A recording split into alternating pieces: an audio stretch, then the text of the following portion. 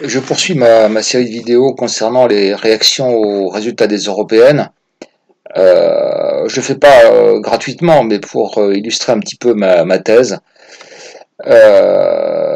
Bon, en premier lieu, Florian Philippot, les Patriotes, qui a fusionné avec une liste Gilets jaunes et qui s'est exhibé de façon un peu ridicule en Gilets jaunes et qui a obtenu 0,65% des voix. Donc c'est un score qui est quand même très très faible malgré un certain enracinement dans l'Est et dans le Nord. La situation est extrêmement difficile, il n'y a pas de réaction. Sur le site des Patriotes, on voit rien.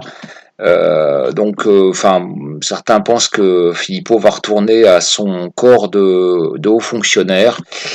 Le Front National ironise un petit peu cruellement en disant qu'il va retourner compter ses gommes et ses crayons en sous-préfecture.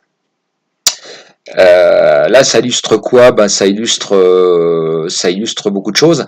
Ça illustre quand même l'égarement, ça illustre l'absence totale de discernement d'un garçon qui est censé être intelligent, très diplômé.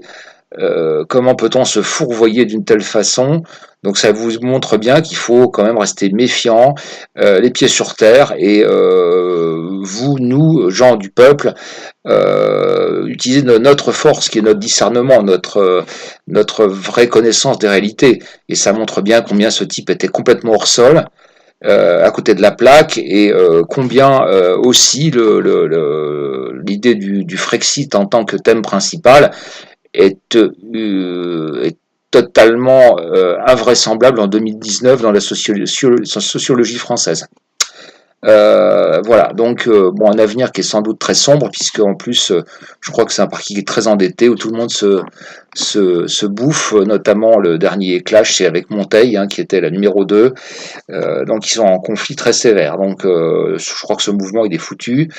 Bon, voilà, passons. Alors la dissidence française de Vauquelin. Donc je vous encourage à aller sur le site de Dissidence française, les réactions. Alors les réactions, bah c'est quoi? C'est qu'il se targue d'être 28e sur 34 et d'avoir obtenu 4835 voix. Donc ça c'est que en fait pour eux, une dynamique est lancée, etc., etc. Donc une dialectique de politique politicienne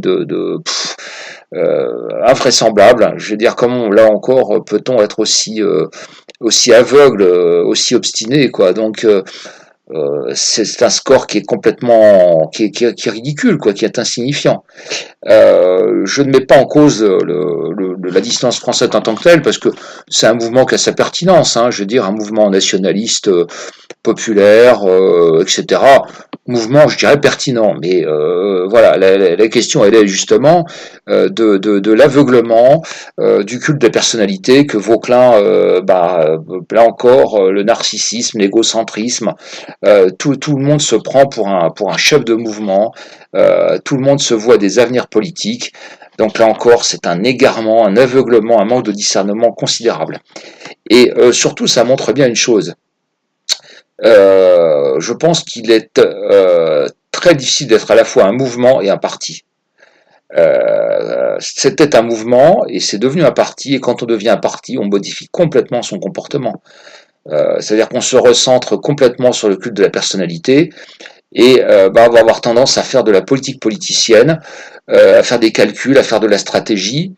Et le rôle d'un mouvement est complètement différent. Le rôle d'un mouvement, c'est au contraire des mouvements qui ont pour but de la reprise de conscience nationaliste en France. Donc là, je pense que la dissidence française, en devenant un parti, est en train de s'égarer complètement de ce qui devrait être sa mission. Moi, je le dis, alors, les gens du mouvement vont peut-être pas être d'accord avec moi, donc je pense que c'est un grand danger de se convertir en parti politique. Alors là, c'est pas les 4835 voix qui sont éventuellement prises à d'autres partis, ça c'est insignifiant. Mais voilà, quoi, je veux dire, ça montre complètement voilà, aucun discernement. Et moi, je pense que, enfin, nos idées ont surtout besoin de mouvement, d'un travail de terrain, d'un travail de fond. Et je veux dire, les partis, ça suffit, quoi. Il y a un moment, on n'a pas besoin de surabondance de partis. Je dirais pas qu'il en faut, il faut peut-être aussi occuper le terrain, mais cette multiplication de partis de dissidents de troisième voie ou d'extrême droite, c'est un peu ridicule. Voilà, donc je pense que ces deux mouvements sont un peu l'illustration de ce que des phénomènes que je pointe.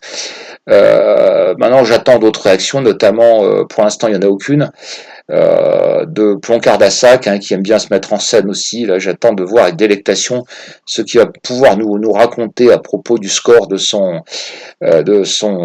poulain, Bellamy. Là, ça va être, j'attends ça avec une certaine gourmandise, voire avec un peu de cruauté.